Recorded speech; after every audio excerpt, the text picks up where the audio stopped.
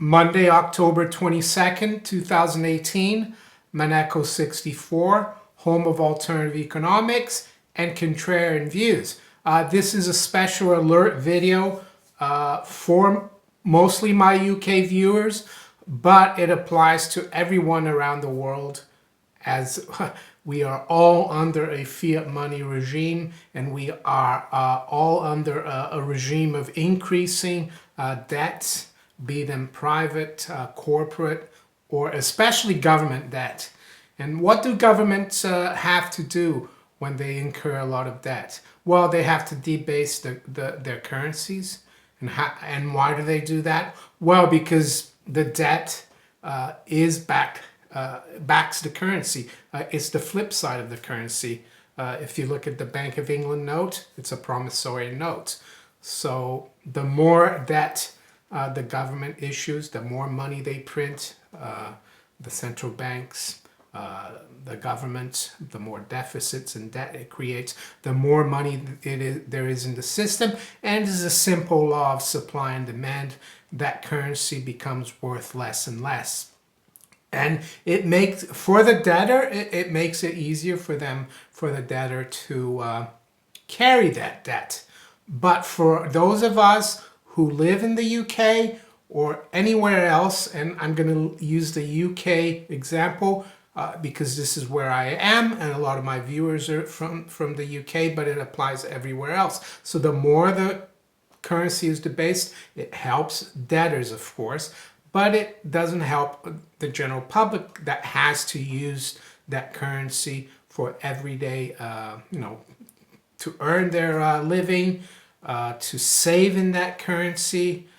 And it hurts young people as well. Young people are still making pretty much, they're starting out with what people used to earn 20 years ago, even though the cost of living is almost doubled in that time. So that's why things are getting, how can I say, more and more difficult for the general public.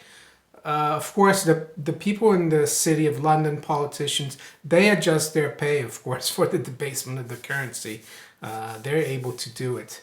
If the general public try to do it, they're told that they're going to create inflation, which is complete and utter rubbish, of course. And I'd like to also dispel the notion, which I have always said in the past, that they're going to use. They're going to use the Brexit excuse. They're going to use that as a scapegoat for continued debasement of the British pound or sterling and continued inflation. They're going to blame it on Brexit, but it has nothing to do with Brexit. Brexit might accelerate a little bit the process of debasement, but it started many, many years ago. We have to go back, back to World War I, actually, when the UK went off the gold standard. If you think the Maneco 64 channel adds value to you and you'd like to contribute or help the channel, check the links below in the description. So, I want to look at some charts today, the British pound. I want to look at some, numbers on the national debt. I've got several numbers for the national debt. I would say it's more like 2 trillion, but there's some different numbers on some different websites. And I want to look at how politicians always try to fool the general public about inflation and currency. Even today, we're fooled, even by the economists. They don't tell us that the reason why the cost of living has been going up in the UK is because of the complete, the fact that the pound has dropped so much over the last 10 years. And it has not been just since, the vote to leave the EU in June of 2016. And I'll prove it to you by showing you the chart. So let's start out with the chart, which is one of the reasons why I've done this video, just to show you, because the technical picture looks pretty dire for the pound, in my opinion. I'll first look at a long-term chart, so you can see that this talk about Brexit making the pound weaker is all hogwash. So got this chart, 20-year weekly chart of the pound, and you can see that in November 2007, just at the onset of the crisis that we had, 07, 08, and 09, the pound traded up to a high of 211 to the dollar. So that meant that with £1 you could buy $2.11. And why do I look at the dollar? Why not the euro? Well, because the dollar is the still is the reserve currency of the world, and it's still what the people around the world need to have in order to buy commodities all around the world, because everything's still priced in US dollars. Yes, the yuan is coming online, but gradually, of course. So you can see that during the crisis, the pound lost a huge amount of value. It dropped from 211 in November of 07 all the way down to 135 in September of 2008 at the heights of the crisis. And then after that, of course, it bottomed and it reached actually a high of around just above 172, and that was in June of 2014. Which was a couple of years before Brexit, and it was even before David Cameron said he was going to call a referendum. So the pound, and since June 2014, up until we had the referendum in June 2016, the pound had dropped all the way from 172 to even a low of around 138. And that was in February of 2016. So that was before Brexit. Yes, since the Brexit vote, we had a sharp drop, of course, right after that, up until the October 2016. We even had a huge drop below 120. I think in overnight trading in Asia, it got down to 118. And then it's been rebounding. And now I'm going to show you a shorter term chart in which I'll show you a what's called a head and shoulder formation, a pounding headache, a question mark. Of course, technical analysis is a good tool. It's not always proven correct, but it gives you a good probability of where things, it points to where things are going. And basically, this is a head and shoulder top. And the interesting thing about this head and shoulder is that the right shoulder here is not level to the left shoulder. So that's actually even more bearish, because if the pound was a bit stronger, that right shoulder would have probably gone above that level there at, let's see, above 135. But it didn't. So now it looks to me that we're breaking or forming the right shoulder. The neckline, of course, is very key. When is this all going to happen? I would speculate that it's going to be over the next few months, maybe early next year. And it will, people will kind of say the reason why the pound's dropping is because of Brexit. It might be, they might use it as a reason why the pound's dropping. But as I said earlier, it's all about the debt. And I'll come to the debt in a minute. So the key level to watch here, and of course the neckline moves with time. But I would say, looking at the chart, if 125 is the key level. So if we break above 25, I have a target of 110. And is that going to happen overnight? No, it's going to take a few months. Don't know exactly how much, but that would be the objective. The objective is basically taking a perpendicular line from the neckline to the top of the head. So I copied that and I transposed it to the neckline, and it gives me a target roughly around 110.50 or 110. So that's the big head and shoulder formation in the pound, and it's not looking good to me.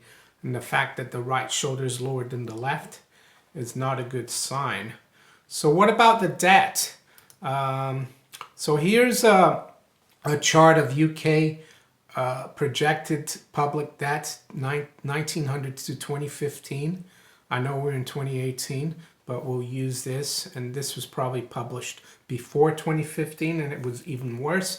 The thing I want you to note as well is after Labour lost power in 2010, the Conservative coalition with the Liberal Democrats, they came out with austerity, which was supposed to rein in government spending, you know, cut the budget deficit, cut the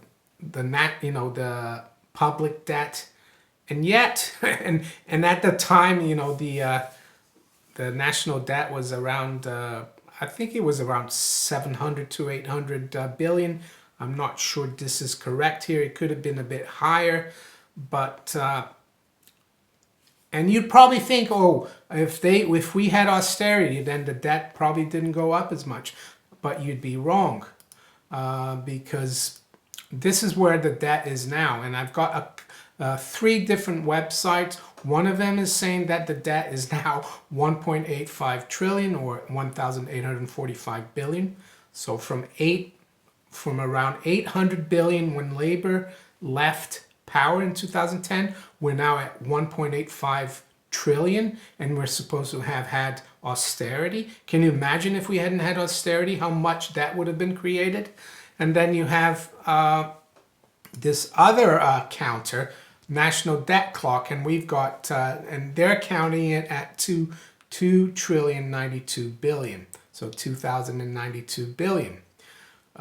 And then I've got another one here, livecounter.com, UK national debt, and they've got it at 2,098 billion. So I would venture to say that these two would be the ones to take because they're similar.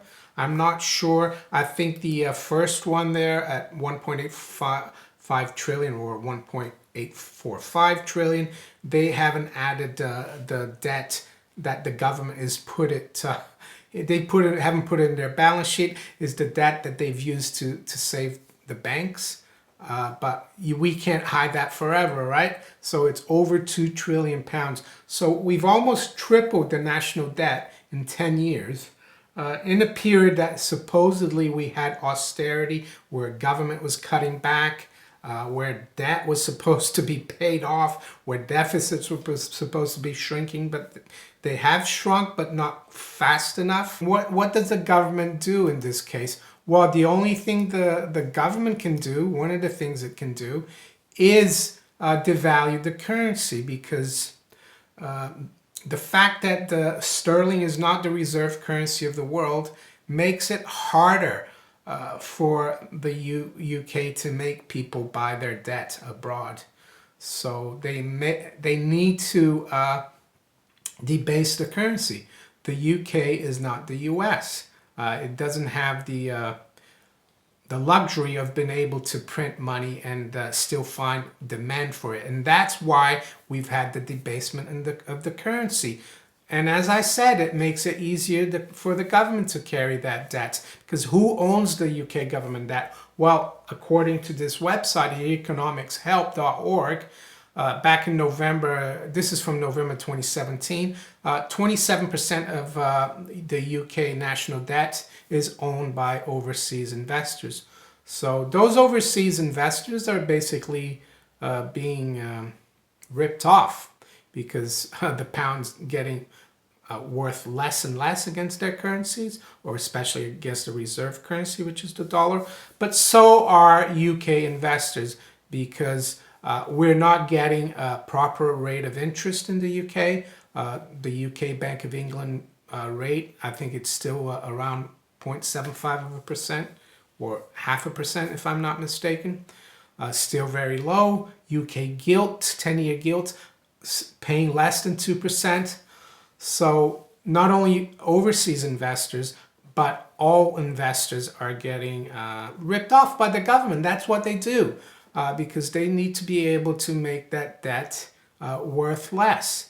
And that's why the pound keeps going down. So what's one to do? If one has a lot of these Bank of England notes in the bank? Well, I have been recommending for the last 3 years that people park some of their funds, not all. You might want to park all of your funds into precious metals. Sovereign, this is a sovereign, that's a half sovereign. That's one of the only ways to protect yourself against inflation. What about US dollars? Well, the US dollar and the euro, they're going to go the same way as the pound because they're fiat currencies. They might be stronger against the pound right now, but against gold and silver, they're going to keep going lower as well.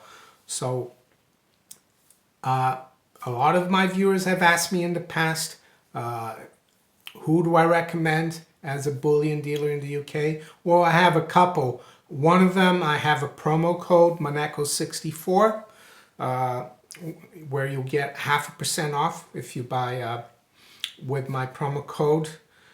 It's called goldinvestments.co.uk. It's arguably the oldest bullion dealer in the City of London. I've been dealing with them for over 15 years. And there's also atkinsonsbullion.com. I don't have a promo code with them, but you might find a better deal through them or not. You have to find that out for yourself. The politicians, they're not going to tell you about it. They're going to give you excuses. Oh, it was Brexit. Oh, it was the price of holidays that went up. That's why we have inflation. But none of them will tell you the truth, that it's the debt, stupid. You know, and that's an old saying. I'm not saying you're stupid. And I want to play something from, this is the former Prime Minister of the UK, Harold Wilson. And this was in November 1967. And that's how politicians, you know, lie to the public about inflation. This is what he said. This was when the monetary system was under a gold standard, Bretton Woods, and the pound was devalued by about 14% overnight. This is what Harold Wilson said, and I'll play it right now for you. From now on, the pound abroad is worth 14% or so less in terms of other currencies. That doesn't mean, of course, that the pound here in Britain, in your pocket or purse or in your bank, has been devalued. So there you go. That doesn't mean that the pound here in Britain has been devalued, which was complete rubbish, right? And nowadays, they're not saying this, but what they're saying is that it's not their fault. It's because of Brexit. So don't buy into that. Make sure you protect yourself. It's difficult because if you're earning in pounds, things are going to get harder and harder. But you can try to do the most you can to protect yourself if you're able to save some spare, you know, Bank of England notes. Yeah, exchange it for real money, gold and silver. So if you enjoyed this video, please like, share it, subscribe to my channel if you haven't yet. Also follow me on Steemit, DTube, and on Twitter. I wish you all a great evening here in the UK and a great day elsewhere. Take care. Bye.